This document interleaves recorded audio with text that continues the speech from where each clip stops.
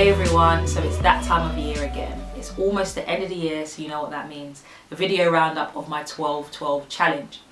So some of you may not know, but I set myself a challenge each month of the year, and I've been doing that for a couple of years now. And it's basically picking something that you enjoy or that you're passionate about or that you really just love and you want to stick at it every single month of the year. So for those that may not know much about the 12-12, in my first video I explained it about why I chose the 12-12 challenge, and I also explained my 12-month 12 location. So head over and go check the video out and then come watch this after. So as I was saying, I set myself a challenge each month of the year, and basically what it does is it allows me to be committed. It allows me to really use something that I'm passionate about or that I care about, and basically stick at it for each month of the year. So for this year it was 12 months, 12 acts of service.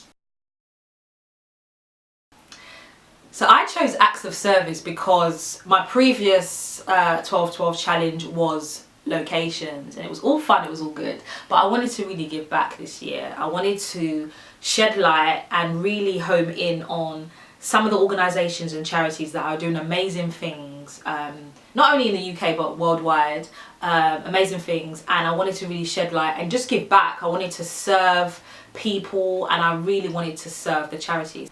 And because time is such a valuable commodity, you know, yes, we're encouraged to donate money, which is great, but I think there's something about giving your time, and so I just wanted to shed light on organisations and charities that are doing amazing things in the community. So that's why I chose acts of service.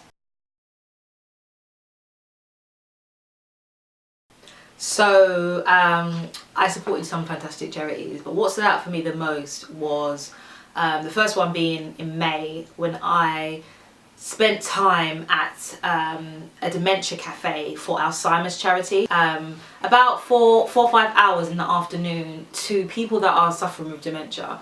And it's quite close to my heart because my grandma passed away and she had Alzheimer's. And actually I realised that a lot of people that are suffering from Alzheimer's, their carers tend to be a family member. So in this particular case, it was an afternoon where carers could come and speak to other carers, be encouraged and just have a chat, but also dementia sufferers that could come, and we played games with them, you know, opportunities for them to just really come and eat, to talk, to share, and just a nice time, a nice afternoon. So that was really, really insightful. And another charity that stood out for me was in October when I volunteered with Macmillan Cancer Charity. So that charity for me was really key because my mum was a cancer survivor, yay.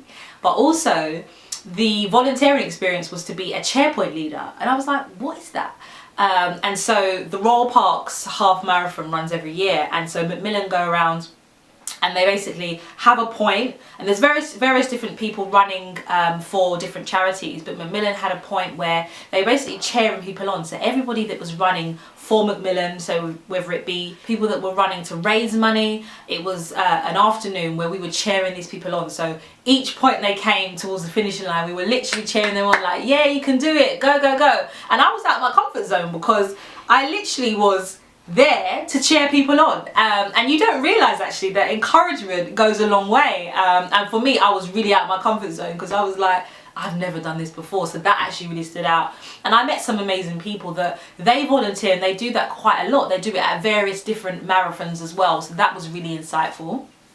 And then I would say when I volunteered at a homeless shelter, and throughout the year I actually did volunteer at a few. So I volunteered for Thames Outreach in January, and I also volunteered for Shelter at a boutique store. But the charity that I volunteered for in November was with a church, and essentially what they do is, it's Elim Church in Leytonstone, and what they do is they open out their hall for people that are sleeping rough, so people that are sleeping on the streets, and giving them an opportunity to just come in, you know, and we prepared food for them, we sat down, we spoke to them, there was a social worker on hand as well, and they sign up and they have to register to come into this homeless shelter. And it was just a humbling experience. It was an experience and a half because, you know, like afterwards I was like, I just went home to my nice warm house, my nice warm bed, I had a shower, I had somewhere to lay my head, and I don't have a care in the world. And it really made me have to just check myself for a second, because I sat talking to a lot of these people and hearing their stories, and I was like, wow. Like, a lot of people, whether lost their homes or, you know, falling out with a partner and having to sleep on the streets, having to sleep rough, and that really humbled me. So out of all my acts of service and out of all of the months that I volunteered, volunteering at a homeless shelter for me stood out the most.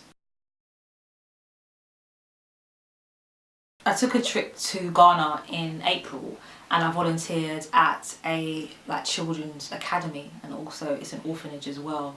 And that was an experience and a half, because I knew that I was doing 12-12, so whichever month I found myself in, I was always looking for different charities to support. But because I know I was going to Ghana, I was like, right, I want to find something that's unique. I want to find something that I can just give up my time, and that was amazing. That was great. You know, I met some fantastic children. I helped them with their reading, their writing, their spelling. I helped grade 1 and some of the senior students as well. And for me, that was just great. And for whatever reason, you know, the parents are not around or sadly died, but they're still being invested in. They're still being invested in their education. And I think for me, that was just a humbling experience. So January, I volunteered for a homeless charity called Thames Outreach. February, I gave blood. March, I was a judge for a young arts charity called XLP. Instagram on our website in the next 24 hours. But can we please have a round of applause for all of our young people who are taking part? April, I volunteered at a children's academy and an orphanage, which is in Ghana. May, I volunteered at a dementia and Alzheimer's cafe. June, I volunteered at Brixton Soup Kitchen. Shout out to Solomon, doing an amazing work. July, I volunteered with The Genesis Show, which is a Christian radio show. August, I volunteered with Shelter at one of their boutique stores in Blackheath. September, I was a guest on an emerging YouTube series called Limitless Ladies, Saved and Successful, so I was interviewed. So, en route to my September act of service, I'm actually really excited about this one because it's something different. October was Macmillan Cancer Charity. November was a homeless shelter for a church in Leytonstone. And December, I volunteered for the Samaritans, and they had a street festival celebration for the end of the year, and that was held at Charing Cross. So for 2018, I've decided that it's going to be 12 months, 12 brand new dishes. You heard it here first. That's 12 months, 12 brand new dishes. And when I say dishes, I mean food. You know I'm a foodie, right? So I love to eat. But when it comes to making food, I usually tend to stick at the same type of dishes. So what I want to do is I want to really branch out. I want to put my cooking skills to the test. And so how it's going to work is that each month I'm going to announce what different nationalities food I want to cook, or what different countries food I want to cook. Then I'm going to ask for about 3 or 4 different recipes or suggestions. And so the suggestions that I get, I'm going to choose maybe 1 or 2 dishes, and then I'm going to ask whoever suggested that recipe, I'm going to ask them to either score me out of 10 based on presentation and based on taste. So they'll either come round to mine, or I'll make it at theirs, or whichever way, and I want them to taste it, and I want them to give me a really honest score. Because eventually what I want to do is I want to say, okay, from January to December, I've learned a brand new different dish from a different culture. Thank you for watching another one of my roundup videos for the end of the year, which ends one of my challenges. So 2017 has been amazing. 12 months, 12 acts of service. I hope you enjoyed the video. So click on the description below, comment, share, like, feel free to pass it on, send it on via WhatsApp, and let everyone know about the 12-12. And you too can also join in on the movement. As I said before, you just choose something that you enjoy, that you're passionate about, and you stick at it each month of the year. And by the time you get to December, you'll realize A, that time flies, and also that you've stuck at something and you've been committed, and you'll really be proud of yourself. Follow me on social media for all my updates, and most importantly, the photos of the amazing food that I'm going to make throughout the year. Take care. Thank you for watching. Bye.